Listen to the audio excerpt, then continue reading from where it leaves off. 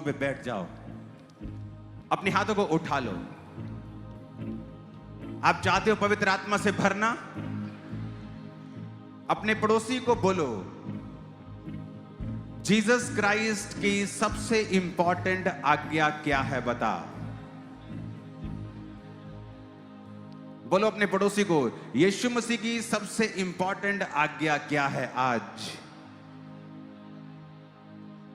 पता है क्या है? क्या है? ऊंची बोलो, क्या करना है?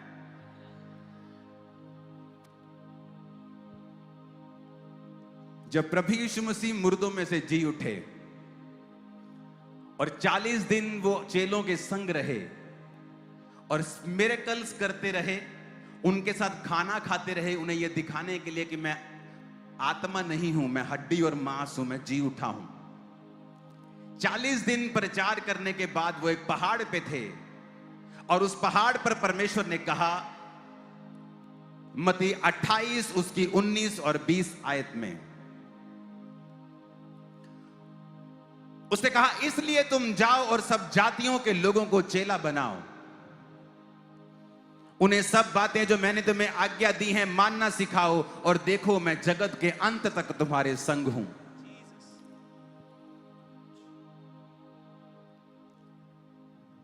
सिर्फ गूंज कम करने के लिए बोला।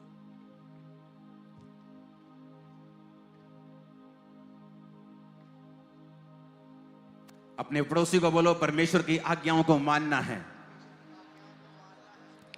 फिर से पढ़ेंगे, मत्ती को उसने कहा, तुम जाओ और सब जातियों के लोगों को चेला बनाओ, सब बातें जो मैंने तुम्हें आज्ञा दी हैं मानना सिखाओ, और देखो मैं जगत के अंत तक तुम्हारे संग हूं। अगर आप अपनी लाइफ का बेस्ट वर्जन देखना चाहते हैं, आज एक बहन यहां बैठी है जो बोलती है और वो दुखी है और ये कह रही है परमेश्वर को, क्या यही लाइफ है? एक आदमी जो फाइनेंशियली पेन में है, कर्जों में है, बीमारियों में है, वाइफ बीमार है, बच्चे बीमार हैं, और वो कह रहा है क्या यही लाइफ है? एक यंग आदमी डिप्रेशन में है, नशों में है, और उसे लगता है क्या यही लाइफ है? नहीं, ये आपका बेस्ट वर्जन नहीं है। ये वो नहीं है जो परमेश्वर आपको देखना चाहता है। लेकिन अपने आप में से बेस्ट वर्जन निकालने के लिए आपको एक आज्ञा को फॉलो करना होता है जो बाइबल में लिखी गई है। परमेश्वर की हर एक आज्ञा के साथ परमेश्वर की आशीष है। अगर उसने ये कहा है, मेरी चर्च में एक व्यक्ति आया, उसको किसी ने बता दिया कि तू चर्च में जाएगा तो तेरा डाइवोर्स, जो छुटकारा तुझे जल्दी हो जाएगा, तेरी वाइफ के साथ उसका डिवोर्स चल रहा था। वो चर्च में आया और चर्च में प्रचार चल रहा था कि डाइवोर्स से परमेश्वर नफरत करता है। जब उसने सोचा कि परमेश्वर तो डाइवोर्स से नफरत करता है, तो मैं प्रेयर कैसे करूं कि परमेश्वर मुझे जल्दी छुटकारा दे। उसने प्रार्थना करनी शुरू कर दी, परमेश्वर मुझे छुटकारा नहीं चाहिए, तेरी मर्जी मेरी जिंदगी में पूरी हो। प्रार्थना करने के थोड़े महीने बाद ही उसकी वाइफ से उसका पैचअप हो गया, वो वापिस आई, उनके फिर बच्चे हुए और बच्चे हुए, और वो दोनों इकट्ठे रहने लगे। क्योंकि परमेश्वर की हर एक आशीष जो है वो उसके वचन के साथ जुड़ी हुई है। परमेश्वर की सारी ब्लेसिंग्स उसके वचन के साथ जुड़ी हुई है। आप क्रिश्चियन घर में जन्म हुआ, आप क्रिश्चियन घराने में जन्मे, आप पास्टर के बेटे हैं, आप बिशप के बेटे हैं, कोई फर्क नहीं पड़ता है। बाइबल के मुताबिक परमेश्वर किसी का पक्षपात नहीं करता है। वो ये देखता है कि ये आदमी क्या मेरे वचन को फॉलो कर रहा है या नहीं कर रहा है। क्योंकि परमेश्वर की हर एक आशीष उसके वचन के पीछे छुपी है। एक भाई मुझे संडे मिला और उसने मुझे अपनी गवाही दी। वो यहां मौजूद है, वेलकम में यहां था। उसने कहा, मैं आपके क्रूसेड को देखकर मैंने आपको फॉलो करना शुरू किया। हम क्रिश्चियन थे लेकिन परमेश्वर को फॉलो नहीं करते थे। मैंने आपके वचनों को सुना और मैं 8,000 रुपया महीना तनख्वाह पे लग गया। मुझे नौकरी मिली 8,000 रुपया महीने की। कहता जब मैंने आपका वचन सुना तो वचन सुनते सुनते परमेश्वर ने मेरे दिल में डाला कि ये 8,000 रुपए तू चर्च में देना शुरू कर दे। अब चर्च के लिए 8,000 रुपए क्या है, नथिंग, लेकिन उसके लिए वो सारा कुछ है। और उसने कहा कि मैं परमेश्वर के वचनों पे चलना शुरू हो गया। मैंने पाप को त्याग दिया, परमेश्वर के वचनों पे चला, बीजों को बोया, प्रार्थनाएं की, फास्टिंग की। जब वो मुझे मिलने के लिए आया तब भी शायद वो फास्टिंग में था। और उसने कहा परमेश्वर ने मेरे दिन को बदला। परमेश्वर ने मुझे एक दिल में डाला कि मैं एक रेंट पे लूं एक पैलेस, और पैलेस उसने रेंट पे लिया और वो चलना शुरू हो गया। आज उसके 4 पैलेस हैं, करोड़ों की जमीन का वो मालिक बन चुका है और लाखों करोड़ रुपया कमाता है। यही मौजूद है हमारे बीच में। उसको भाई उसको थोड़ी देर के लिए यहां पे लेके आना।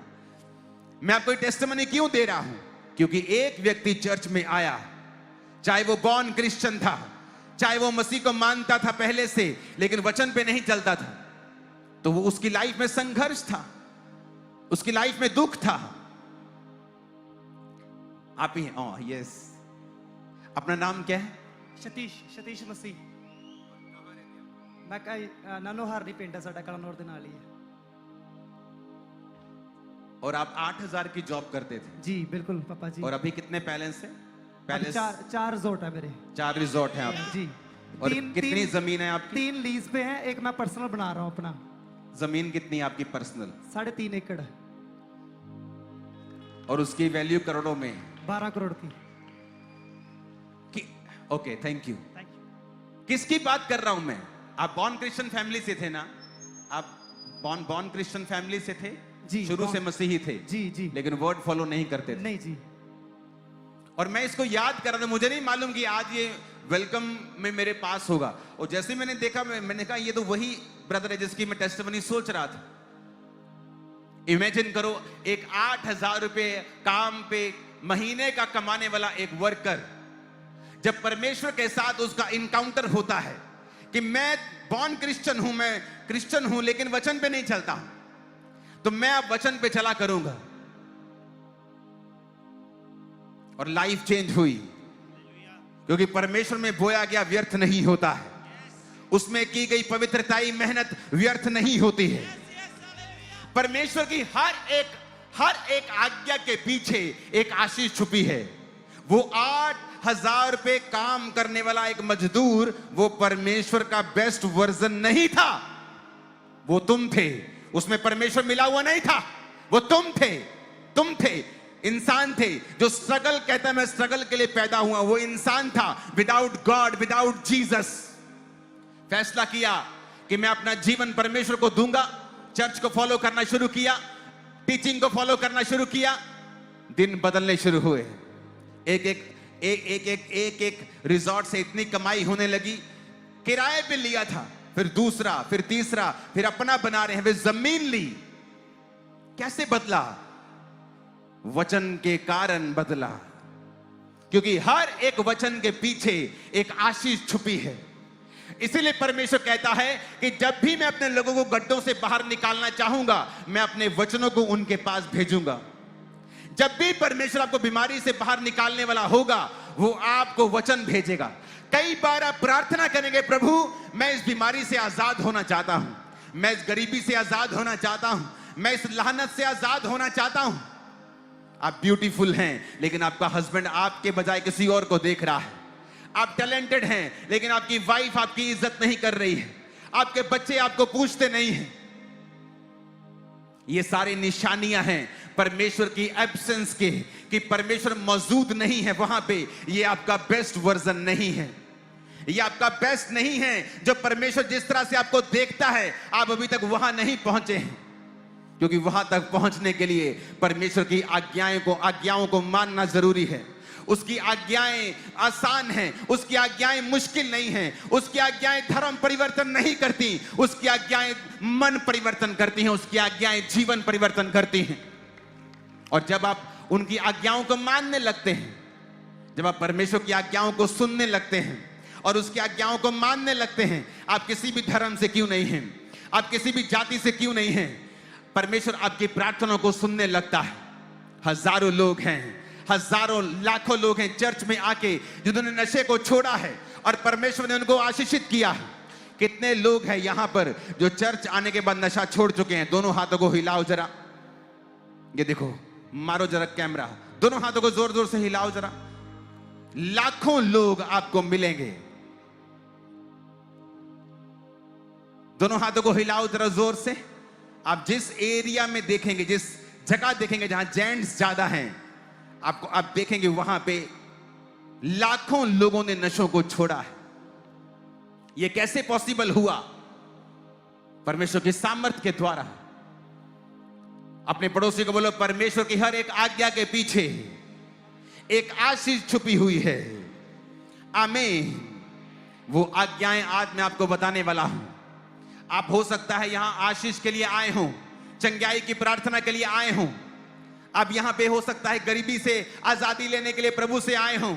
मेरे दिन बदल दे परमेश्वर, मुझे बेबी दे खुदावन, या कोई भी आपकी प्रार्थना हो सकती है। लेकिन मैं आपको एक आज्ञा दूंगा जो परमेश्वर ने आप लोगों के लिए दी है। जब आप उस आज्ञा को फॉलो करेंगे, मैं आपको वायदा करता हूं, आपका ड्रीम लाइफ आपके संग होगी। आप उसको जी रहे होंगे, आप उसको देख रहे होंगे, आप उसको जी रहे होंगे। आमीन। ऊंचाई आशीष हमारी है चर्च। परमेश्वर ने कहा है, जब हम प्रेरितों के काम 1 उसकी 8, मत्ती 9 उसकी 37, मत्ती 28 उसकी 19, 20, हम आज पढ़ेंगे मत्ती 9 उसकी 37 आयत को। जीसस ने कहा, तब यीशु ने अपने चेलों से कहा, पके खेत तो बहुत हैं परंतु मजदूर थोड़े हैं। आपको आशीष लेने का तरीका बता रहा हूं।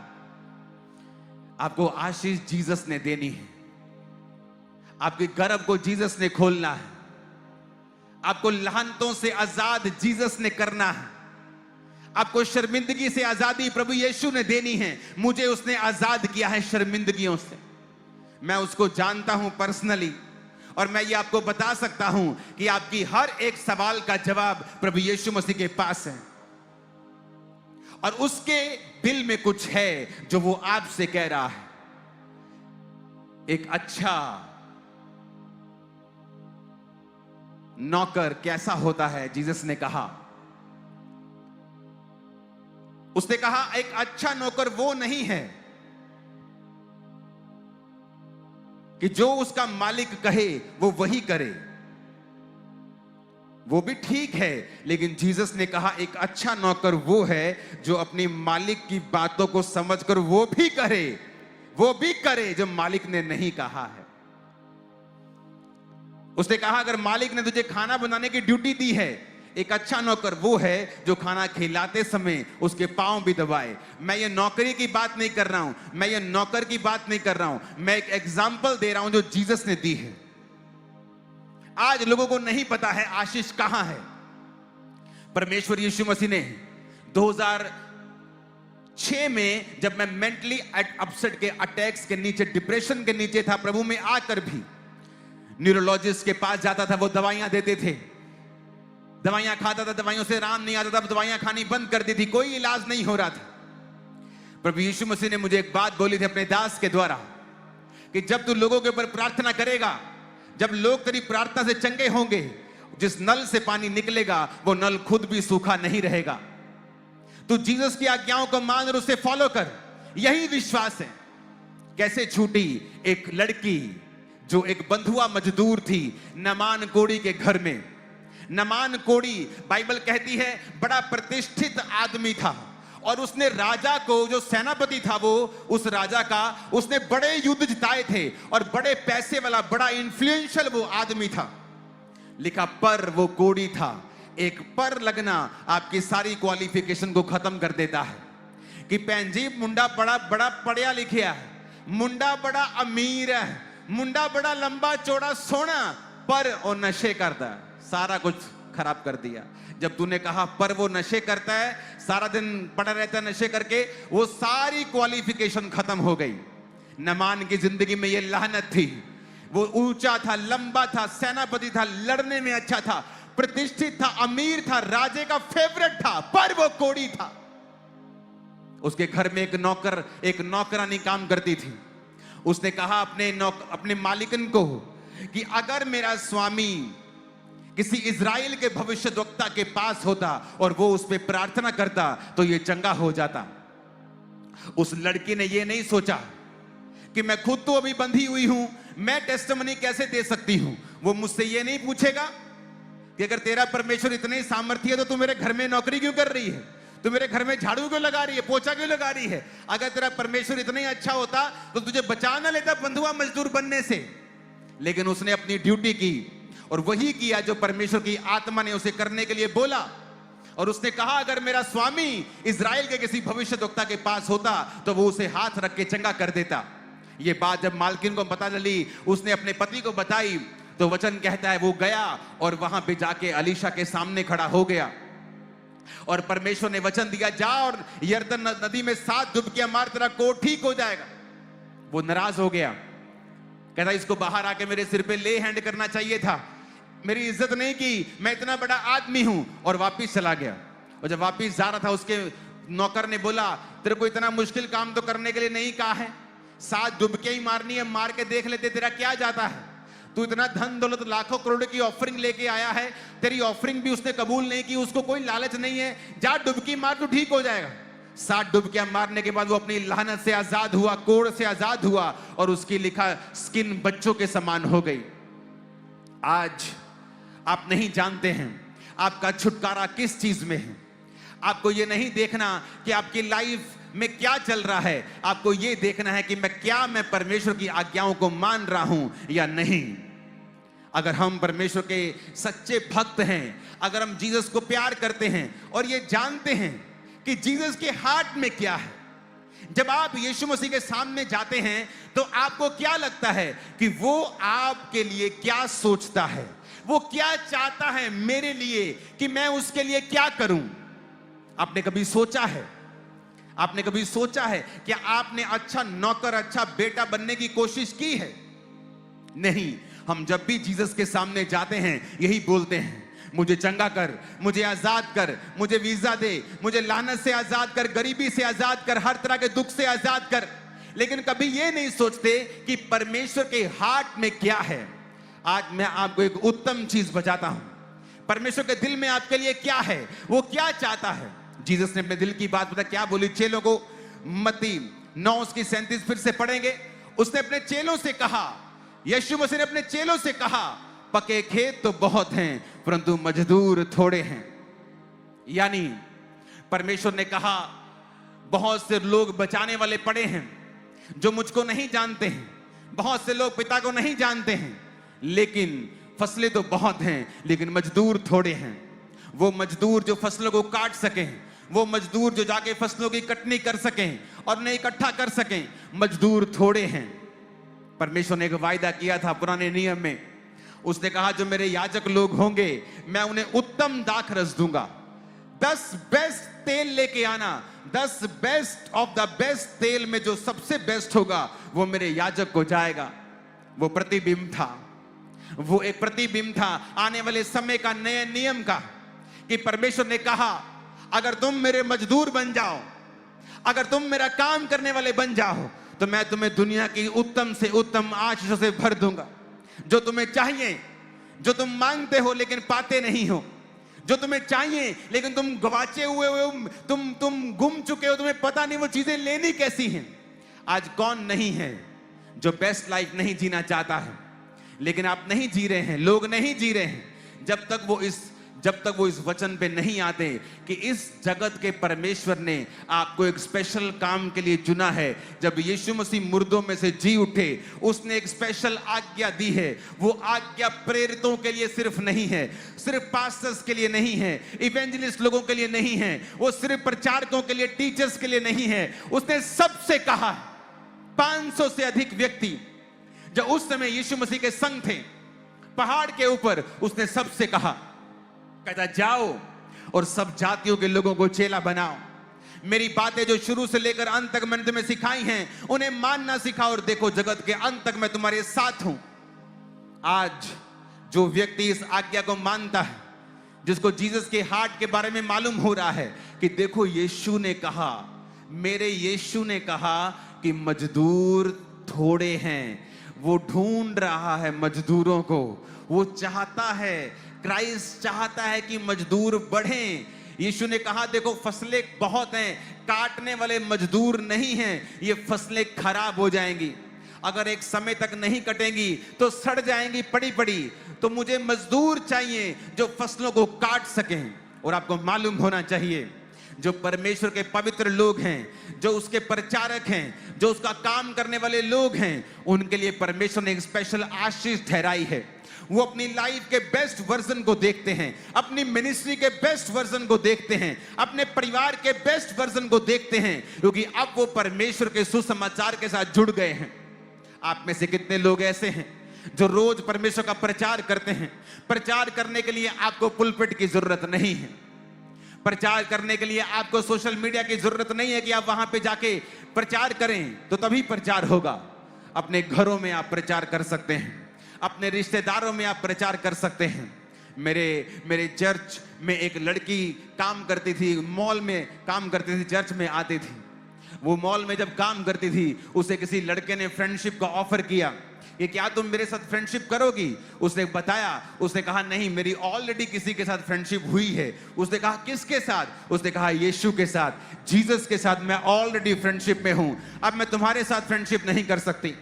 ये बात उसको इतनी अजीब लगी कि मैंने लाइफ में पहली लड़की देखी है जो एक लड़के को बोल रही है कि नहीं मुझे फ्रेंडशिप तुझसे नहीं करनी, मेरी गॉड के साथ फ्रेंडशिप है। उस लड़के को इतना प्रभावित हुआ कि वो लड़का चर्च आना शुरू हुआ।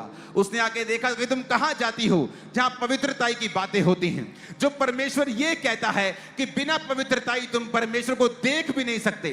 देखने का मतलब आंखों से देखना नहीं, देखने का मतलब उसके कामों को देखना, उसके हाथ को देखना, अपने बिजनेस के ऊपर, शरीर के ऊपर, परिवार के ऊपर, अपने जीवन के ऊपर प्रभु के हाथ को, बड़े हाथ को काम करता हुआ देखना। खुदा ने कहा बिना पवित्रता के तुम नहीं देख सकते, मेरे हाथ को काम करता हुआ तुम नहीं देख सकते।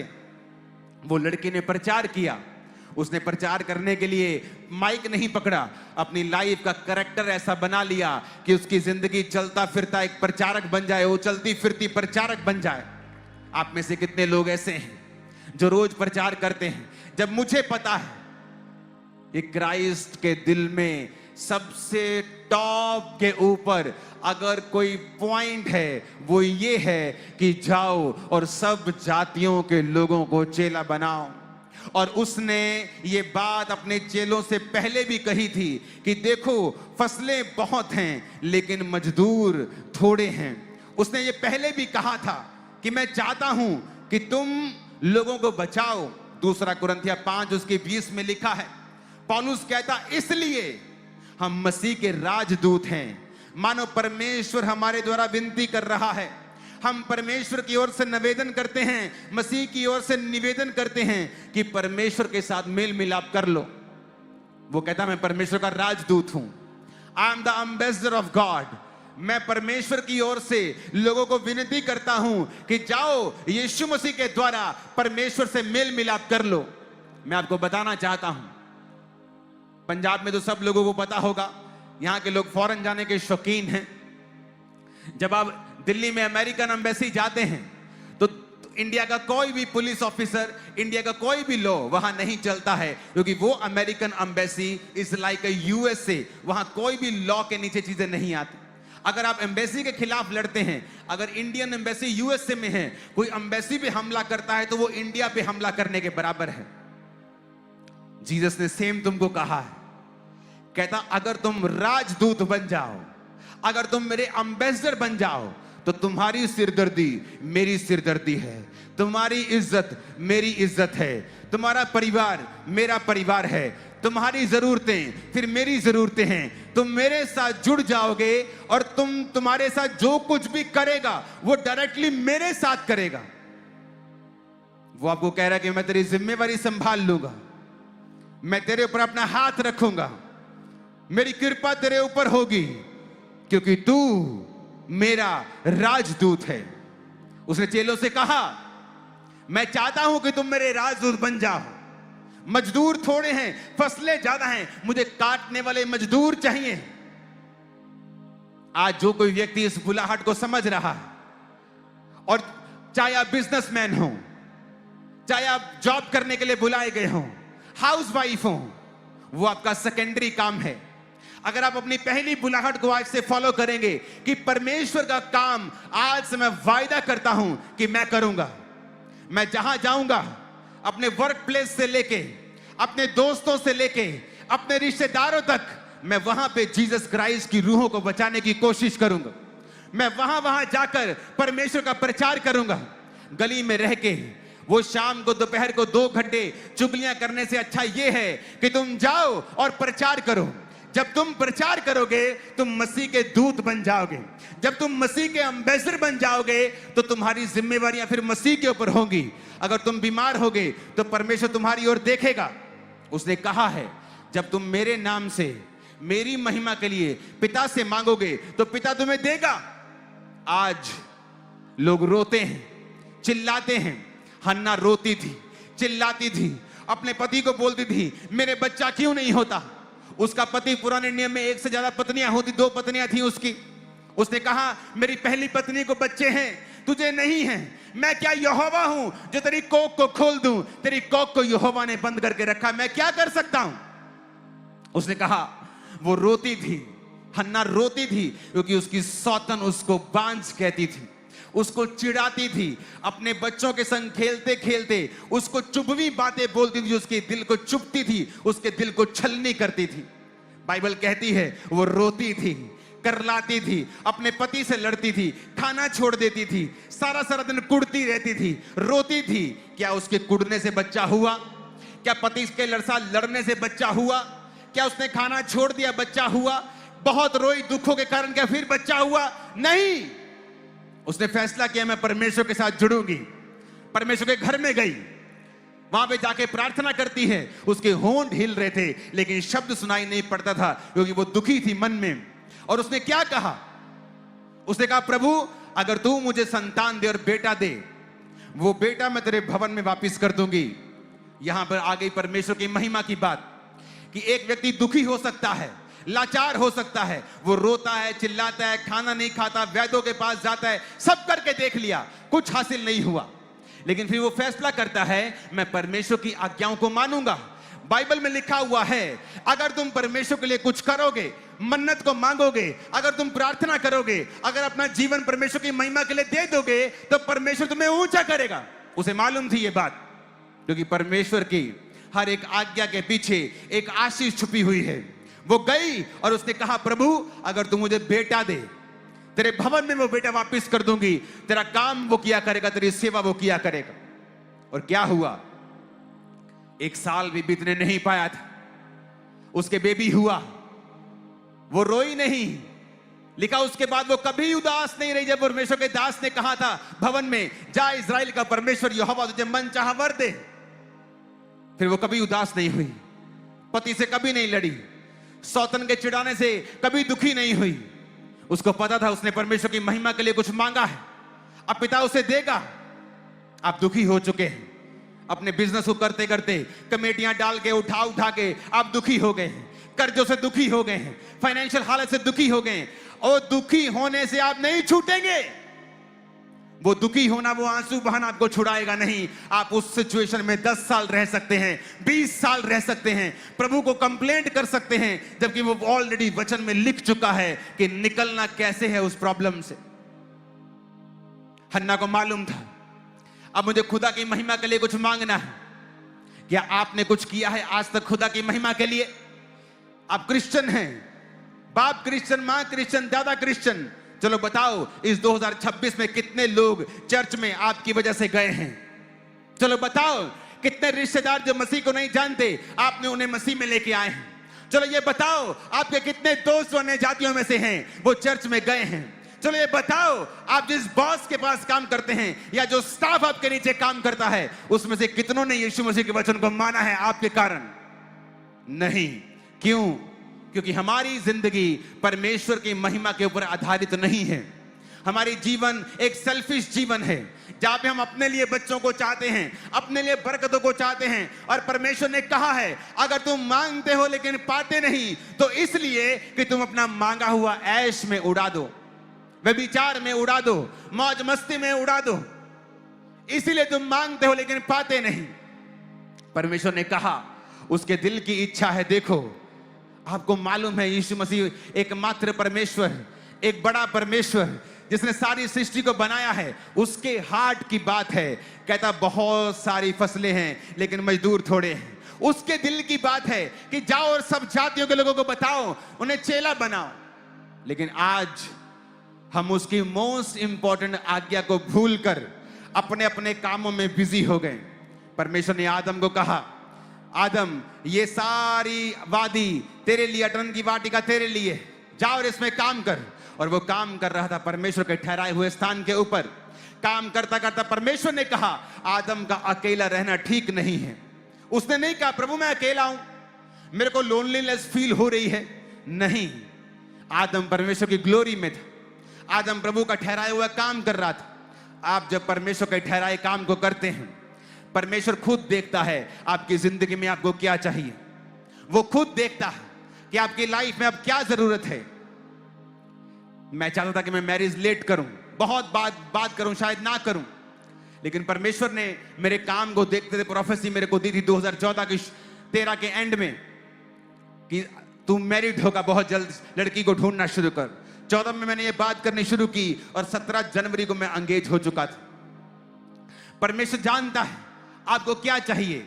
कब देगा वो? जब आप मशरूफ होंगे, बिजी होंगे परमेश्वर के ठहराए हुए कामों को करने के लिए। आप दुखी हैं क्योंकि आपको अच्छा रिश्ता नहीं मिल रहा, लेकिन आप इसलिए दुखी नहीं हैं कि आपके मोहल्ले के लोग बचाए नहीं जा रहे हैं। बहुत से आपके दोस्त, बहुत सी आपकी सहेलियां, मेरे बहनों की अभी तक मसीह में नहीं हैं। उस बात के लिए आप दुखी नहीं हैं, पर आप इस बात के लिए दुखी हैं कि आपका रिश्ता आपको नहीं मिल रहा है। जब आप उस बात के लिए दुखी होंगे जिस बात के लिए परमेश्वर दुखी है, तो वो आपके सुखों का ध्यान रखेगा। वो आपका बेस्ट वर्जन आपके बीच में से निकाल कर देगा। आज मैं हैरान होता हूं कि आप ये सोच सकते हैं कि एक 8,000 कमाने वाला व्यक्ति आपको आके ऑफिस में बोले कि उसने 12 करोड़ की जमीन ली है। और मैं कोई पुरानी पीढ़ी की बात नहीं कर रहा हूं, मैं 10 साल की सिर्फ बात कर रहा हूं। 10 साल में टर्न अराउंड हुआ, और टर्न अराउंड होना उस 2-3 साल की शुरुआत में ही जब फॉलो करना शुरू हो गया था, और वो बढ़ता गया और वो बढ़ता गया। जब आप क्राइस्ट की महिमा के लिए अपना जीवन देते हैं, जीवित चर्चिस के साथ जुड़ते हैं, सिर्फ खामबरा चर्च जीवित चर्च नहीं, बहुत सी चर्चिस जीवित चर्चिस जहां मसीह की महिमा होती है, जहां रूह को बचाने का दर्शन है, जहां परमेश्वर को बचाने, उसकी रूह को बचाने का दर्शन है। जब आप उन सभाओं में जाते हैं, आप उन चर्चिस में जाते हैं, आपका पास्टर चाहे आपको मिले चाहे ना मिले, आप कोई बाबा लाइन में थोड़ी होगा, वो बाबा से मिलना ही मिलना है। आप परमेश्वर के वचन को सुनने के लिए आए हो, आप मुझे देखने थोड़ी आए हो। मैं वचन को सुनाने के लिए आपको यहां आया हूं। जब आप जीवित चर्चों में जुड़ते हैं, परमेश्वर आपको ध्यान से देखता है। आपकी लाइफ में सारी चीजें होनी शुरू हो जाती हैं, क्योंकि आप जीवित चर्च में हैं, जहां पर रूहें बचाने का काम हो रहा है। आप पैसा नहीं है, डोंट वरी। जिस दर्शन में चर्च आपकी चल रही है, उस दर्शन के लिए आप प्रार्थना करने शुरू करते हैं। जिस चर्च में हमारा करोड़ों का खर्चा है, वहां वो 8,000 रुपए महीने का क्या कर लेता? कुछ नहीं कर सकता। लेकिन उस व्यक्ति की वो पूंजी थी, पूरे महीने की कमाई थी, वो उसका हार्ट था, वो रूहें बचाने का, बोने का, प्रेयर का, पवित्रताई का। और परमेश्वर दिलों को देखता है, पैसों की अमाउंट को नहीं देखता। वो आपके हार्ट को देखता है, वो आपके दिल को देखता है कि वो कैसा है उसके लिए। एक विधवा जिसने 1 रुपए वो अधेले के बराबर, दमड़ियों के बराबर, कोड़ी के बराबर डाल दिया था। धनवानों ने हजारों डाला, लेकिन परमेश्वर ने कहा जो इस विधवा ने डाला वो कहीं ज्यादा है। बाकियों ने बढ़ती में से डाला है, इसने अपनी घटती में से डाला है। वो हार्ट देखता है आज भी, दिल देखता है आज भी, कि आपके दिल सुसमाचार के साथ जुड़े हुए हैं या नहीं। लेकिन अगर हमारे दिल इस परमेश्वर की सबसे बड़ी आज्ञा के साथ जुड़े हुए नहीं हैं, हमारा जीवन इस आज्ञा के ऊपर बना हुआ नहीं है, आप सब पास्टर नहीं बन सकते। आप में से डॉक्टर्स हैं, अगर आप सब पास्टर बन जाएंगे, डॉक्टर्स को कौन बचाएगा? नर्सों को कौन बचाएगा? साइंटिस्ट को कौन बचाएगा? आप में से लोग साइंटिस्ट। आज अफ्रीका में बड़े देश, बहुत से देश के प्रेसिडेंट्स ने पास्टरों से बपतिस्मा लिया है।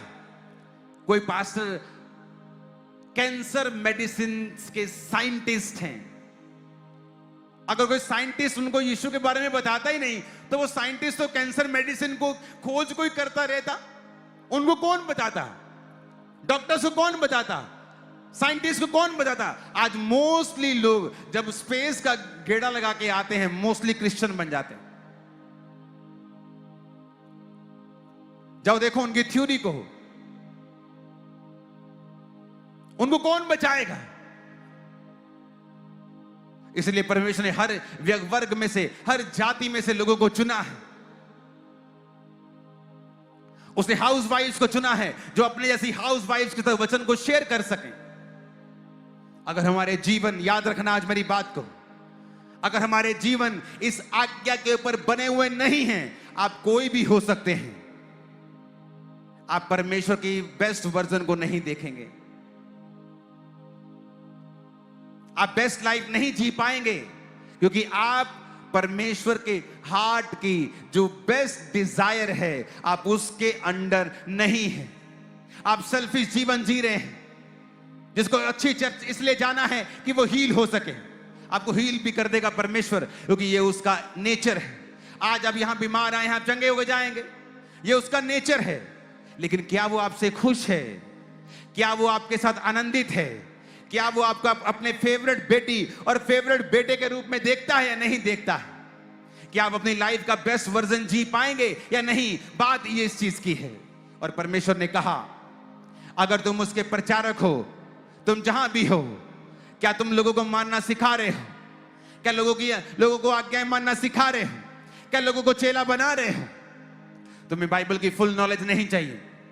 आप हैरान हो जाएंगे, आप हैरान हो जाएंगे जिस दिन मुझे परमेश्वर के बारे में मालूम हुआ, और मैं अभी तक पापी था, बचा नहीं था, बपतिस्मा नहीं लिया था, जस्ट यीशु मसीह के बारे में सुना था, और मैं शराब पीने वाला व्यक्ति था, और मैं शराब पीते पीते अपने दोस्तों के साथ यीशु मसीह की बातें शेयर करता था कि मेरे को चर्च वाले मिले थे, ऐसे ऐसा बता रहे थे, मुझे ऐसा कह रहे थे। और परमेश्वर ने मेरे जीवन पे कृपा की, और 2 महीने के अंदर अंदर मेरे नशे खत्म हो गए, और मैंने बपतिस्मा ले लिया उसी साल 2004 में, और उसके बाद कभी नशों को हाथ नहीं लगाया। लेकिन मैं ये बात जानता था शुरू से, ये परमेश्वर का हार्ट है, उसकी गॉस्पल को शेयर करना। मैंने हर व्यक्ति के साथ गॉस्पल शेयर की है। जब मैं बिजनेसमैन था और हमारा होलसेल का बिजनेस होता था, तो मैं गाड़ी पे रोज सुबह अलग अलग एरिया में, यहाँ इस एरिया में भी हम आते थे, पठानकोट एरिया में मैं आता था, पंजाब में काफी एरिया में हम जाते थे अलग अलग दिनों में। तो दुकानदारों को स्पेशल जब वो बोलते चाय पी ले, जूस पी ले, मैं बोला मेरा रोजा है, मेरी फास्टिंग है, उनको सुसमाचार में देता था कि क्यों मैंने फास्टिंग रखी है, क्यों मैंने रोजा रखा है, कौन है प्रभु यीशु मसीह जिसने मुझे नशों से आजाद किया। अब मैं पूरी बीमारियों से आजाद नहीं हुआ था, जिस चीज से आजाद हुआ था उसी की गवाही मैंने देनी शुरू कर दी थी। शायद इसीलिए परमेश्वर ने मुझे आशीषित किया, इसलिए आज शायद इंडिया की सबसे बड़ी चर्च के साथ मुझे ब्लेस किया, क्योंकि मैंने गॉस्पल को शेयर किया है हर एक बंदे के साथ, बिजनेसमैन के साथ, रिश्तेदारों के साथ, अमीर के साथ, गरीब के साथ, इन्फ्लुएंस आदमी के साथ। मैंने कभी नहीं देखा कि ये आदमी बहुत इन्फ्लुएंशियल है, मुझे यहां जीसस की बात नहीं करनी। मैंने हर जगह परमेश्वर की बात की है, हर जगह मैंने परमेश्वर के नाम को ऊंचा किया, और यही परमेश्वर का हार्ट था कि बहुत सी फसलें हैं लेकिन मजदूर थोड़े हैं। क्या आप जीसस क्राइस्ट की बात करते हैं? क्या आपकी लाइफ का मकसद है कि मेरा फलाना रिश्तेदार परमेश्वर को नहीं जानता, मैं उसको वचन बताता हूं? आपको लगता है कि जो व्यक्ति परमेश्वर में नहीं आएगा ये सबसे बड़ा नशेड़ी है, सबसे बड़ा पापी है, वो जल्दी गिरता है, वो जल्दी गिरता है, बड़े पेड़ आंधी तूफानों में जल्दी गिर जाते। मैंने देखा है बड़े बड़े पापियों को सरेंडर करते हुए, बड़े बड़े पापियों को परमेश्वर में आते हुए, जब आप गॉस्पल शेयर करते हैं, क्योंकि आज हर एक आदमी टूटा हुआ है अंदर से। जो परमेश्वर जिसकी लाइफ में नहीं है, एक वैक्यूम उसके अंदर है, एक खालीपन उसके अंदर है, एक ऐसे जीवन से वो गुजर रहा है कि बाहर से वो अच्छा लगता है। कितने सेलिब्रिटी ने इस हफ्ते सुसाइड किया होगा मुंबई में, बड़े बड़े बॉलीवुड के सेलिब्रिटी, वो नहीं कि कामयाबी नहीं मिली, कामयाब व्यक्ति कामयाब होकर सुसाइड कर रहे हैं, क्योंकि ये संसारिक सफलता आपको खुशी नहीं दे सकती। अगर दे सकती होती तो वो सुसाइड कभी नहीं करते। इसीलिए हमें यह बात समझनी है कि क्या हम फैसला करना है कि जीसस क्राइस्ट की सबसे बड़ी आज्ञा के नीचे हैं या नहीं। किसी भी चर्च के हो सकते हैं, डिनोमिनेशन के हो सकते हैं, मुझे कोई मतलब नहीं, हम सब भाई हैं। लेकिन क्या हम इस आज्ञा के नीचे हैं? क्या हमारा जीवन इस आज्ञा के नीचे है? क्या हमारा चर्च इस आज्ञा के नीचे है? क्या मेरा पड़ोसी, मेरे आसपास रहने वाले क्रिश्चियन क्या इस आज्ञा के नीचे हैं या नहीं? क्या हम सब अपनी अपनी डफली और अपना अपना राग गा रहे हैं? और ये एक रुकावट है। इस रुकावट परमेश्वर के काम करने की रुकावट। वो काम नहीं कर पा रहा आपकी लाइफ में क्योंकि आप उसकी आज्ञाओं को पूरा नहीं कर रहे हैं। और जब उसकी आज्ञा पूरी होती है, वहां पर परमेश्वर का आत्मा कार्य करता है। एक वचन को मैं पढ़ूंगा। परमेश्वर कहता है, 2 कुरिन्थियों 6 अध्याय, हम जो परमेश्वर के सहकर्मी हैं ये भी समझाते हैं कि उसका अनुग्रह जो तुम पर हुआ उसे व्यर्थ ना जाने दो। अगर तुम कहता मसीह में हो, मसीह में आ गए हो, कहता इसे व्यर्थ मत जाने दो। इसे मत छोटी बात मत समझो। अगर तुमने मसीह घराने में जन्म लिया है, हमसे पूछो जो दूसरों घरानों से आए हैं कि मसीह की वैल्यू क्या है। काश हमें जल्दी पता चल गया होता। कहता व्यर्थ मत जाने दो, इसको छोटी बात मत समझो कि तुम मसीह घराने में जन्मे हो, छोटी बात है। क्योंकि वो दूसरे घराने में जब मैं मसीह में जन्मा हूं, आम बात है। कहता उसके अनुग्रह को व्यर्थ मत जाने दो। हालेलुया। 7 बार ऊंची आवाज में हालेलुया बोलो।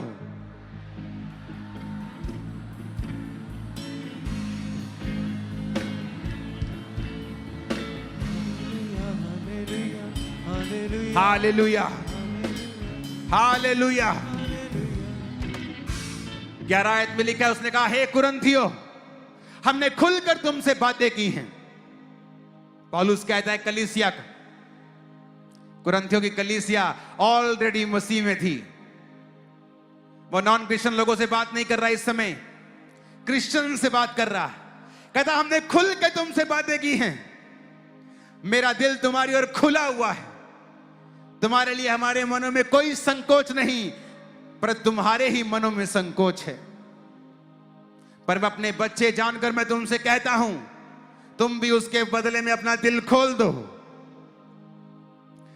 आगे कहता है, अविश्वासियों के साथ आसमान जुए में ना जुतो, क्योंकि धार्मिकता और अधर्म का क्या मेल जोल, या ज्योति और अंधकार की क्या संगति, मसीह का बलियाल के साथ क्या लगाव, विश्वासी के साथ अविश्वासी का क्या नाता।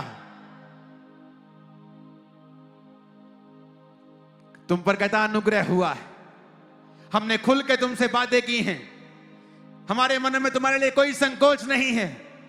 कहता तुम अगर विश्वासी हो तो अविश्वासियों के साथ आसमान जुए में मत जुतो।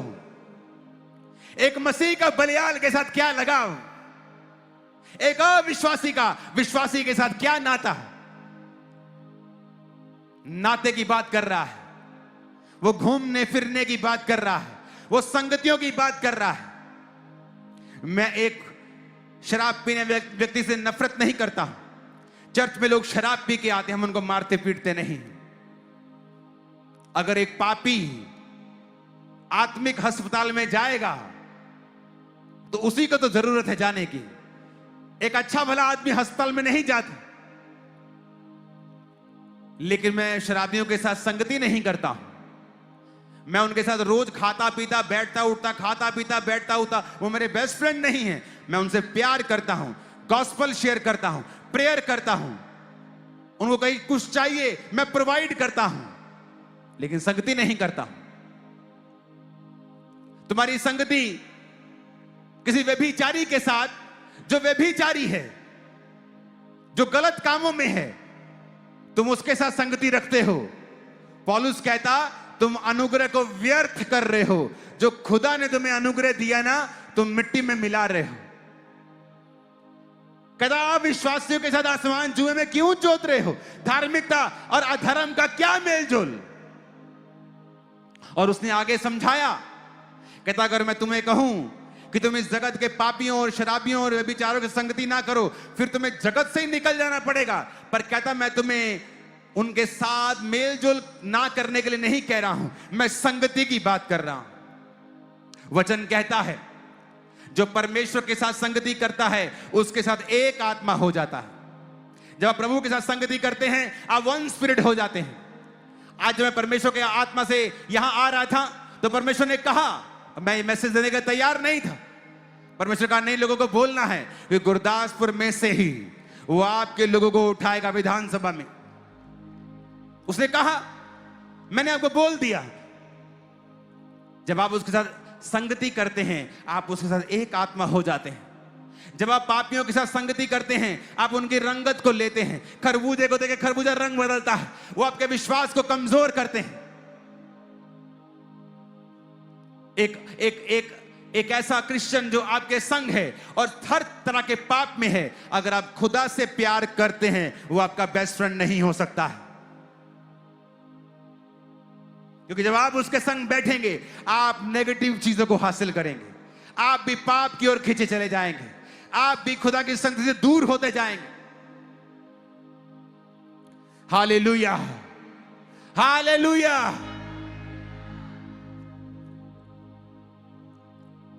आमीन, आमीन। आप गलत औरतों को प्रचार कर सकते हैं, सेक्स वर्कर्स को प्रचार कर सकते हैं, संगति नहीं कर सकते हैं। आप उन्हें निकालने के लिए उनकी हेल्प कर सकते हैं, फाइनेंशियली इमोशनली आप उनको प्रे कर सकते हैं उनके लिए, लेकिन संगति नहीं कर सकते हैं। उसने कहा उन लोगों के बीच में से अलग हो जाओ। उसने कहा मैं उनमें बसूंगा और उनमें चला फिरा करूंगा और उनका परमेश्वर होऊंगा और वे मेरे लोग होंगे। इसलिए प्रभु कहता है उनके बीच में से निकलो और अलग रहो, अशुद्ध वस्तुओं को मत छुओ तो मैं तुम्हें ग्रहण करूंगा।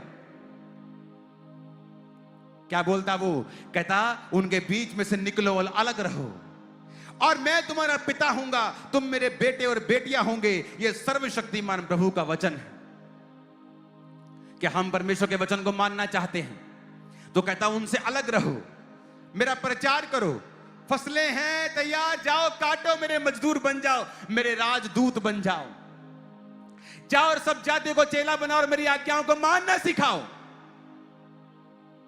और देखो तुम्हारा बेस्ट वर्जन तुम्हारे बीच से मैं निकाल दूंगा।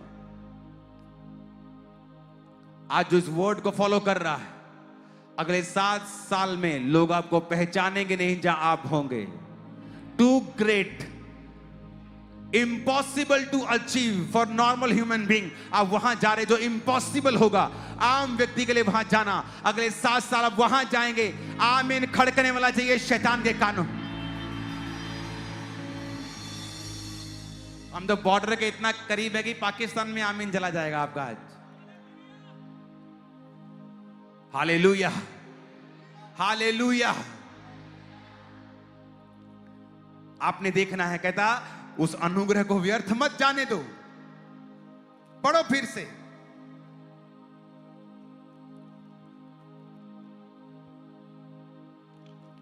अपने पड़ोसी को बोलो अपना हृदय खोल दे। परमेश्वर का दिल तेरे लिए खुला है, तू अपना दिल भी परमेश्वर के लिए खोल दे। आमीन। हम जो परमेश्वर के सहकर्मी हैं ये समझाते हैं कि उसका अनुग्रह जो तुम पर हुआ है उसे व्यर्थ ना जाने दो। अगर मसीह को समझ लिया है, जान लिया है, मसीह घराने में जन्म ले लिया है, उसके अनुग्रह को कहता व्यर्थ मत जाने दो। उसको समझो, उसने तुम्हें एक बड़ा काम करने के लिए चुना है। तुम्हारा बेस्ट वर्जन तुम्हारे बीच में से निकलेगा। अगर वो एक व्यक्ति को ब्लेस कर सकता है, एक व्यक्ति को फाइनेंशियली आशीषित कर सकता है, एक व्यक्ति को वो बेबी दे सकता है, एक को कैंसर से आजाद कर सकता है, जब वो परमेश्वर के वचन को फॉलो कर रहा है तो वो सबको कर सकता है। वो किसी का पक्षपात नहीं करता है। लेकिन आपको यह देखना है कि क्या आप परमेश्वर के वचन को फॉलो कर रहे हैं या नहीं कर रहे हैं। एंड के दिन में हिसाब होगा। वो ये नहीं पूछेगा तुमने कितनी गाड़ियां ली, कितने एकड़ जमीन ली, वो ये पूछेगा तुमने कितनी रूहों को बचाया है। बाइबल के मुताबिक आप बड़े हैरान होंगे, और इस बात को मैं सेमिनार में समझाने वाला हूं जो पास्टर सेमिनार होने वाला है, कि बाइबल के मुताबिक ग्रेटेस्ट मैन ऑफ गॉड कौन है, जिनकी सबसे बड़ी चर्च है। क्या वो? बाइबल इसको नहीं बताती। बाइबल बताती है जिसने सबसे ज्यादा परमेश्वर के लिए सहा है। पौलुस कहता है धैर्य में, दुर्नाम में, सुनाम में, उपवास में, जागते रहने में, उघाड़े रहने में, रोने में, प्रार्थना करने में, मेहनत करने में मैंने लोगों की अगुवाई की है। मेरी चर्च को सताया गया बिना किसी कारण, और आज भी सताया जाता है बिना किसी कारण। यही हमारी क्वालिफिकेशन है, यही एक प्रूफ है कि परमेश्वर का आत्मा इस चर्च में काम करता है। यही एक प्रूफ है कि परमेश्वर हमसे खुश है और शैतान का किंगडम खत्म हो रहा है। शैतान को तकलीफ हो रही है, शैतान को दिक्कत हो रही है। क्या आप तैयार हैं उसका काम करने के लिए?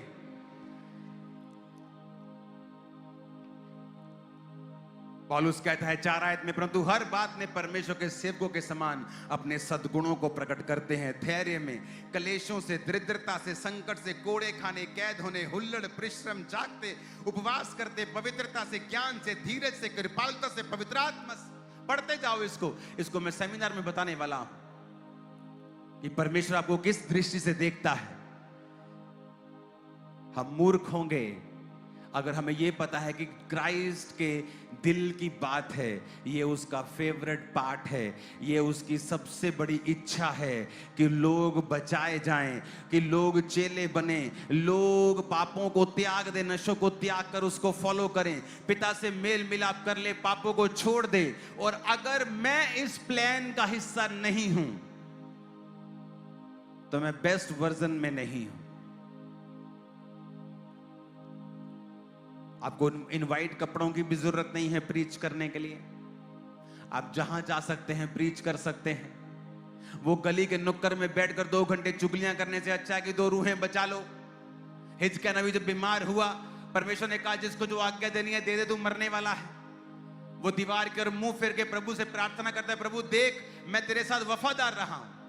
जब आपकी जिंदगी में मुसीबत आती है, आपका पास्ट निर्धारित करता है कि आप कहां जाएंगे। एक फैक्ट्री में, एक कंपनी में 2 काम करने वाले व्यक्ति, कई बार आप देखोगे पुलिस डिपार्टमेंट में 2 पुलिस ऑफिसर सेम गलती करते हैं, लेकिन एक को सजा ज्यादा मिलती है और एक को माफ कर दिया जाता है, और दोनों की सेम मिस्टेक है। एक कंपनी में 2 वर्कर काम करते, दोनों की मिस्टेक सेम है, एक को माफ कर दिया जाता है, एक को सजा दी जाती है। क्यों? क्योंकि जिसको माफ कर दिया गया उसका पास्ट रिकॉर्ड अच्छा था, उससे गलती से गलती हो गई। और दूसरा तो सीरियस ऑफेंडर था, जानबूझ के गलतियां करने वाला, और उसको सजा मिली। आपका पास्ट क्या है? जब आप पे मुसीबत आती है, प्रभु को आप बोलते हैं, परमेश्वर देख मैंने तेरी रूहों को बचाया है, मैंने लोगों को तेरा प्रचार किया है, लोग आज मेरी वजह से परमेश्वर में हैं, मेरी प्रार्थना को सुन। तो परमेश्वर सुनेगा आपकी प्रार्थना को। क्या बताओगे परमेश्वर? कितनी सिगरेट पी है, कितनी शराब की बोतलें खोली हैं, कितनी लड़कियों के साथ सोया हूं, क्या ये बताओगे परमेश्वर को? कितने पैसों में परमेश्वर को बेचा है, कितने ले हैंड के पैसे लिए हैं, कितने लोगों को लूटा है परमेश्वर के नाम पर, क्या ये बताओगे परमेश्वर को? अगर तुम्हारे पास ये बताने को यही है, जब तुम पे मुसीबत आएगी परमेश्वर तुम्हारी सुनेगा नहीं, और उस मुसीबत में तुम सालों साल फंसे रहोगे। हिजकिय्याह नबी जब परमेश्वर के सामने गया और दीवार की ओर मुंह फिर के प्रार्थना की, परमेश्वर ने कहा मैंने तेरी प्रार्थना देखी है, सुनी है, तेरे आंसू देखे हैं। वो आंसू वो शारीरिक आंसू नहीं थे, वो सच के आंसू थे, जो उसके पीछे एक रियल वर्डिंग थी, एक रियल प्रेयर थी, जो तथ्यों के आधारित थी कि मैंने तेरे काम किए हैं, मैं वफादारी के साथ तेरे साथ चला हूं, कि प्रभु मैंने तेरी रूहों को बचाया है, मैं चर्च में लोगों को लेके गया हूं, लोगों ने मेरी वजह से बपतिस्मा लिया है, मेरे बेटे को बचा, मेरी बेटी को बचा, मेरे पति को बचा, मेरी पत्नी को बचा। और वो आपकी प्रेयर को सुनता है जब आप उसके वचनों के ऊपर चले हुए होते हैं। तो आज मेरी प्रार्थना है, आप लोगों से विनती है, हाथ जोड़कर गुरदासपुर के लोगों से अपना जीवन परमेश्वर के लिए देकर सुसमाचार के लिए समर्पित कर दो। आप हाउसवाइफ हो चलेगा, वर्कर हो चलेगा, बॉस हो चलेगा, आप जो भी हो, पास्टर हो, इवेंजलिस्ट हो, अपना जीवन सुसमाचार के लिए समर्पित कर दो। जाओ और घर घर लोगों को बताओ कि यीशु मसीह धर्म परिवर्तन करने नहीं आए, जो आप सुनते हो मीडिया से वो झूठ है। अगर वो धर्म परिवर्तन करने आता तो पहले मुझे बोलता अपना नाम बदल, फिर मैं तुम्हें चंगा करूंगा, अपना नाम चेंज कर, फिर मैं तुम्हें हील करूंगा। उसने ऐसा कभी नहीं कहा। जब मुझे बाइबल दी गई तो बोला गया था जिस दिन ईसाई धर्म नाम का शब्द इसमें मिलेगा, बाइबल पढ़नी बंद कर देना। मैं कंप्यूटर इंजीनियर हूं, पढ़ा लिखा हूं। 2004 में भी मेरे घर में इंटरनेट था, जब 1% लोगों के पास भी इंटरनेट नहीं होता था। मैंने यीशु मसीह के वचनों को पढ़ा है, वो असली है, वो जीवित है, आज भी काम करता है, वो आपकी लाइफ में काम करेगा। जितने लोग आज अपना जीवन परमेश्वर को दे देंगे और कहेंगे प्रभु मैं जहां भी हूं, जिस हालत में हूं, चाहे उस कोड़ी के घर में काम करने वाली लड़की के मुताबिक हूं, चाहे मैं किसी राजा के घर में हूं, चाहे मैं खुद एक राजा हूं, मैं तेरा काम करूंगा, तेरा सुसमाचार सब पे शेयर किया करूंगा। क्योंकि जब आप सुसमाचार शेयर करते हैं तो परमेश्वर कहता है उनके बीच में से निकलो, अशुद्ध वस्तुओं को मत छुओ, अपनी जिंदगी को पवित्रताई में चलाओ। फिर आप सोचते हैं कि नहीं, मैं एक सुसमाचार प्रचारक हूं परमेश्वर का, मैं ये पाप में नहीं जाऊंगा, मैं ये शराब नहीं पीऊंगा, मैं गवाही दे चुका हूं शराब की, अब मैं इस पाप में दोबारा नहीं जाऊंगा। क्योंकि जब आप गॉस्पल में काम करते हैं, गॉस्पल के लिए काम करते हैं, आप खुद भी बचे रहते हैं। आप जानते हैं शैतान के खिलाफ प्रीच करना, पाप के खिलाफ प्रीच करना आपको खुद को ताकत देता है उस पाप से आजाद रहने की। यह सीक्रेट है। जब आप प्रीच करते हैं, परमेश्वर की लाइफ में काम करते हैं, वो इनडायरेक्टली आप प्रभु को यह कह रहे हैं कि मेरा मुक्तिदाता तू है, मेरा रिस्पॉन्सिबल अब तू है। और जब परमेश्वर आपका रिस्पॉन्सिबिलिटी उठाए, कोई दुनिया की ताकत लग जाए, 100 लोग लग जाएं, आपको 1 इंच भी आपको नीचे नहीं कर पाएंगे। वो 1 इंच नीचे करने की कोशिश करेंगे, आप 100 फुट ऊपर चले जाओगे। आप तैयार हो गया? आप जिस भी चर्च के हो, आप सुसमाचार में होने चाहिए, सुसमाचार बांटने वाले होने चाहिए। अपनी फेसबुक के जरिए, सिर्फ फेसबुक के जरिए नहीं, अपने फोन के जरिए, सिर्फ फोन के जरिए नहीं, जाते हुए, आते हुए, खाते हुए, पीते हुए, बैठते हुए, सब जगह के ऊपर। मैं इटली में था और मीटिंग खत्म करने के बाद हम एक रेस्टोरेंट में थे। वहां पे जैसे हम रोटी खाते, वो लोग पिज्जा खाते हैं, पिज्जा उनके लिए स्टेपल फूड है, रोटी।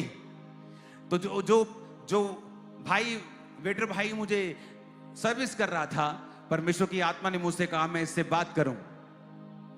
मैंने उससे कहा आर यू क्रिश्चियन? तो बातों बातों में बात चली और मैंने उसे परमेश्वर का सुसमाचार दिया। और वो मेरी इंग्लिश भी समझ नहीं पा रहा था, साथ में ट्रांसलेशन वाला व्यक्ति, उसको लोकल आदमी उसको इटालियन में ट्रांसलेशन कर रहा था। और परमेश्वर ने उसको छुआ। कहता मैं आपको जानता नहीं, मैंने कभी आपको देखा नहीं है, पर जब मैं आपको सर्व कर रहा था ना, मेरे दिल को कुछ हो रहा था, पता नहीं क्या हो रहा था। मैंने कहा जब तू मुझे सर्व कर रहा था, मेरे दिल को भी कुछ हो रहा था कि मैं तुझे गॉस्पल शेयर करूं। मैंने उसे परमेश्वर का गॉस्पल शेयर किया और मालूम हुआ कि बहुत सालों से उसके पास बेबी नहीं, और उसको गॉस्पल मैंने शेयर की और मैं वहां से आ गया। अब कहीं भी गॉस्पल शेयर कर सकते हैं, रेस्टोरेंट में कर सकते हैं, रास्ते में कर सकते हैं, आपके घर के पास पुलिस नाका लगा है, आप वहां जा सकते हैं, पानी देने के बहाने उन्हें गॉस्पल शेयर कर सकते हैं। आप कहीं भी गॉस्पल शेयर कर सकते हैं। आपके घर के पास 4 मजदूर लगे हुए हैं, आप जाइए, ठंडा पानी उन्हें पिलाइए, गॉस्पल शेयर कीजिए। आप कैसे भी गॉस्पल शेयर कर सकते हैं। एक शराबी को शराब पीने का बहाना चाहिए होता है। आज उदास है, ओ खोल ला बोतल यार, आज खुश है, खोल ला बोतल, दुखी है, बोतल खोल ला, ब्याह, बोतल खोल ला, मर गया कोई, बोतल खोल। उसको बोतल खोलनी है, चाहे कोई भी हो जाए। आपको गॉस्पल देनी है, चाहे कुछ भी हो जाए। गॉस्पल देनी है, कुछ भी हो जाए। आपको सुसमाचार देना है, कुछ भी हो जाए।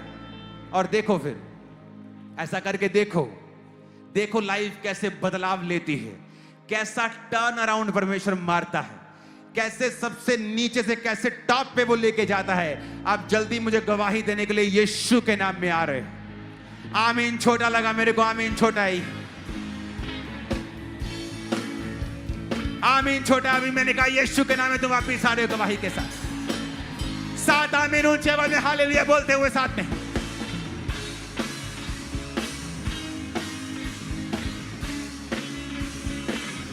Hallelujah, hallelujah, hallelujah, hallelujah, hallelujah.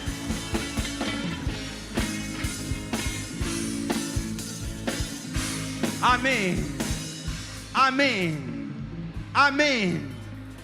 अब आप परमेश्वर को कंप्लेंट नहीं करेंगे कि आप अपना बेस्ट वर्जन नहीं देख रहे हो, आपकी लाइफ में ब्लेसिंग नहीं आ रही, आप कंप्लेंट नहीं करेंगे, क्योंकि परमेश्वर ने आपको बता दिया है वो कैसे होगा।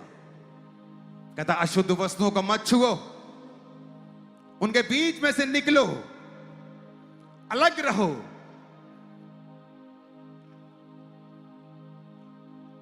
मेरा बेस्ट फ्रेंड मेरे मसीह में आने से कुछ देर पहले मेरी जिंदगी से अलग हो गया। वो भी दुखी था, मैं भी दुखी था, और कारण बहुत छोटा सा, और मुझे मालूम नहीं था ऐसा क्यों हो रहा है मेरे साथ। जब मैं मसीह में आया, मैं आपको आज बता रहा हूं, अगर मैं उस दोस्त का दोस्त होता, मैं मसीह से बैकस्लाइड हो जाता। अगर वो मुझे एक बार कह देता कि अंकुर चर्च नहीं जाना आपा, मैं बोलता ठीक है। हम वो दोस्त थे जो एक दूसरे के लिए मरने मारने को तैयार होते थे। अगर किसी ने कुछ कह दिया किसी दोस्त को, किसी दूसरे आदमी ने, तो उसको चाहे पीटना पड़े, कोई प्रॉब्लम नहीं, पर दोस्त को खुश रखना है। दोस्त के साथ दोस्ती थी। मेरे जीवन से वो चला गया। मैं और मेरा भाई, हमने एक ही दिन बपतिस्मा लिया। मैं अपनी फैमिली के करीब नहीं था जितना मेरा भाई मेरी फैमिली से जुड़ा हुआ था। जब मेरी फैमिली ने हम दोनों को वापस बैकस्लाइड होने के लिए खींचा कि नशे कर लो, चर्च वापस नहीं जाना, मेरा भाई बैकस्लाइड हो गया और मैं नहीं हुआ। सुनो मेरी बात, कई बार परमेश्वर आपके जीवन में घटनाओं को करता है अपने मकसद के लिए। आज मेरा भाई क्रिश्चियन है, वापस आ गया। मेरी फैमिली जो रोकती थी वापस आ गई, सब सेवा करते हैं। लेकिन बात सुनो मेरी, जो गवाही मैं आपको दे रहा हूं, परमेश्वर कहता है उनसे अलग रहो, क्योंकि जब तक आप अलगताई में नहीं जिएंगे, आप खुदा आपको बना नहीं पाएगा, आपका बेस्ट वर्जन निकाल नहीं पाएगा, आप सो डिस्ट्रैक्टेड रहेंगे। परमेश्वर ने कहा आदम के अंदर से मुझे बेस्ट औरत को निकालना है, तो लिखा वो आदम को डीप स्लीप में डालता है। क्यों? तो परमेश्वर को आदम को गहरी नींद में डालने की जरूरत क्या है? वो खुदा है, वो कहेगा आदम इधर आ, पसली को निकालेगा, मांस भरेगा, ये ले। पर लिखा उसने डीप स्लीप में डाला ताकि आदम डिस्ट्रैक्टेड ना हो। अगर आदम डिस्ट्रैक्टेड होगा, पूछने लगेगा ये क्यों हो रहा है, ये क्यों हो रहा है, ऐसे कैसे हो रहा है, परमेश्वर काम नहीं कर पाएगा। परमेश्वर का दूत कहता जकरिया तेरे घर में बच्चा होगा। कहता ये कैसे हो सकता है, मेरी पत्नी बांझ है, मैं बूढ़ा हूं। दूत को डर लग गया, उसे मालूम था कि ये अपने मुंह से अपनी प्रेगनेंसी खत्म कर लेगा। उसने कहा जब तक तेरे घर में बच्चा नहीं होगा तू गूंगा रहेगा। परमेश्वर ने सजा नहीं दी उसको। लोग बोलते सजा नहीं दी, उसको बचाया परमेश्वर ने कि अगर ये बोलते रहेगा मेरे हो नहीं सकता, मेरे हो नहीं सकता, कितना हो सकता, ऐदा कितना हो, मेरे हो ही नहीं सकता, मेरी वाइफ बहुत बुढ़ी, मैं बहुत बुढ़ा, हो ही नहीं सकता। दूत ने कहा इसको गूंगा कर दो कि जब इसके हो जाएगा, जब उसके हो गया तो लोग पूछने लगे उसके रिश्तेदार इसका नाम क्या रखना है। उसने कहा पट्टी लेके आओ। उसने पट्टी पे लिखा यूहन्ना। जैसे यूहन्ना लिखा उसकी जीभ खुल गई। सुनो, परमेश्वर कहता अलग रहो। क्यों? क्योंकि जो कुछ वो आपके अंदर से करना चाहता है, if you are a distracted man, अगर आप डिस्ट्रैक्टेड हैं क्योंकि आपकी बेस्ट फ्रेंड आपको डिस्ट्रैक्ट कर रही है, आपके अंदर से बेस्ट वर्जन परमेश्वर नहीं निकाल पाएगा। आपका बेस्ट फ्रेंड आपको डिस्ट्रैक्ट कर रहा है, आप नहीं निकाल। इसलिए परमेश्वर ने कहा उनके बीच से अलग हो जाओ और अलग रहो और अशुद्ध वस्तुओं को मत छुओ। अशुद्ध वस्तुओं को मत छुओ। कहता मैं उनमें बसूंगा, मैं उनमें चला फिरूंगा और वो परमेश्वर के मंदिर कहलाएंगे। अगर आप नहीं समझेंगे, अब्राहम जिस जाति में रहता था वो लोग भविष्य देखते थे।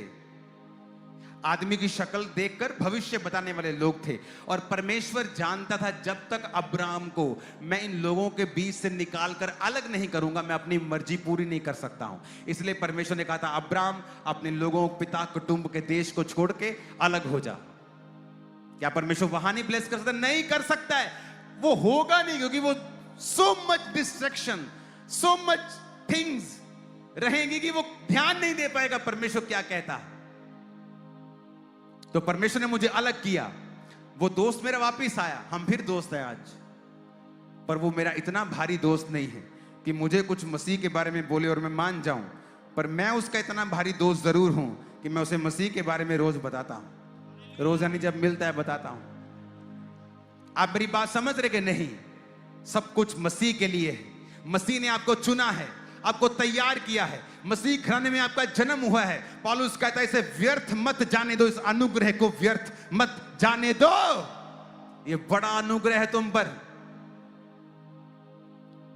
और अगर आप ये बात को समझ जाएंगे, अलग जीवन जिएंगे, कुछ देर आप अलग रहेंगे, कुछ देर बोरिंग लगेगा, लेकिन एक समय आएगा जब परमेश्वर आपका बेस्ट वर्जन बना चुका होगा, आपको ऐसा बना चुका होगा कि ये संगतियां आपको इफेक्ट नहीं करेंगी। सब लोग वापिस आएंगे, लेकिन आप नेक्स्ट लेवल पे आ जा चुके होंगे, अनटचेबल होंगे। आमीन खड़कने वाला। और ये ब्लेसिंग आपके बच्चों के सर के ऊपर जारी, आमीन ऊंचा, ये ब्लेसिंग आपके परिवार के ऊपर जारी है चर्च। Hallelujah, hallelujah. अगली बार जब मैं कलानौर में आऊंगा तो हम 2 दिन का क्रूसेड करेंगे और बड़ी जगह के ऊपर करेंगे जहां एक साथ हम वहां बैठ सकें। Hallelujah, hallelujah. आज ये इंपॉर्टेंट नाइट है। आपको पता है परमेश्वर ने आपसे बात की है,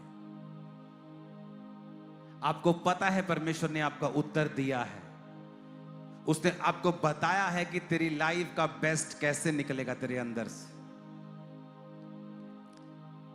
अपने घुटनों पे आकर अपने हाथों को उठाओ।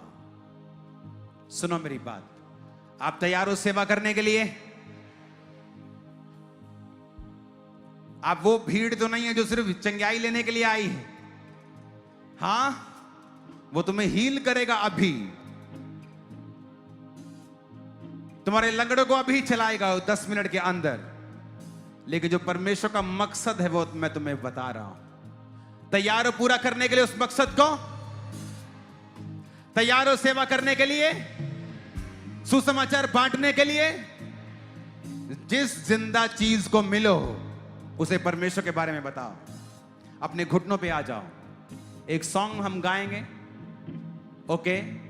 उस सॉन्ग के दौरान क्वायर आप तालियों के साथ वर्शिप करेंगे, आंखें बंद करके, और ये प्रेयर करेंगे कि परमेश्वर पवित्र आत्मा की आंधी यहां पे आए और तेरे लोग होली स्पिरिट से भर के जाएं। यीशु ने कहा पवित्र आत्मा तुम पर आएगा तो तुम सामर्थ को पाओगे। तैयार हो सेवा करने के लिए? जितने लोग आज खुदा को अपना जीवन देना चाहते हैं या मान चुके हैं कि मैं प्रभु को अपना जीवन दूंगा, मैं आपके लिए पहले एक प्रेयर करूंगा और उसके बाद मैं प्रेयर करूंगा आपके पवित्र आत्मा की भरपूरी के लिए। और आज होली स्पिरिट आपको गैर भाषा देगा, अनॉइंटिंग देगा, चंगाई की सामर्थ देगा, भविष्यवाणी की सामर्थ देगा, वो आपको भरेगा। जो लोग आज इस वचन को सुन के जीसस को अपना जीवन देना चाहते हैं सेवा के लिए, अपना एक हाथ उठा लें और हम सब उनके लिए प्रार्थना करेंगे। कहेंगे, हे पिता परमेश्वर, आज मैं तौबा करता हूं, करती हूं, मैं पापी हूं, मैं तेरी सेवा से दूर रहा, तेरी सेवा से दूर रही।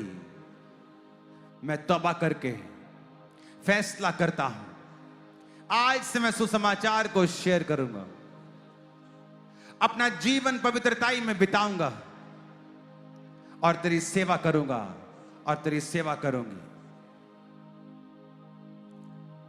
मुझे अपना आत्मा दे, मुझे अपनी आत्मा से भर। आज से मेरी जिंदगी सेम ना हो।